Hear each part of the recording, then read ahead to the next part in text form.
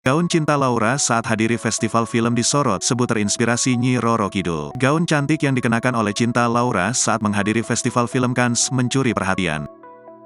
Gaun karya Tex Saverio itu terinspirasi dari sosok Nyi Roro Kidul, penguasa pantai selatan. Terinspirasi dari sosok perempuan sakti dalam cerita rakyat Indonesia.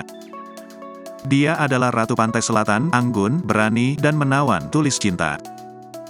Saat melangkah di karpet merah Cannes, Cinta Laura berhasil mencuri perhatian dengan mengenakan gaun Nyi Roro Kidul. Cinta Laura mengaku bangga bisa membawa kebudayaan Indonesia ke panggung internasional seperti Cannes.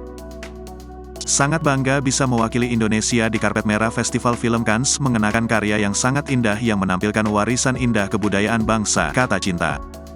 Cinta Laura menyempurnakan penampilannya anggun dan mewahnya dengan sentuhan makeup dari Bubah Alfian. Perpaduan eyeliner dan bulu mata berwarna hitam serta eyeshadow coklat memberikan kesan elegan di wajah Cinta Laura.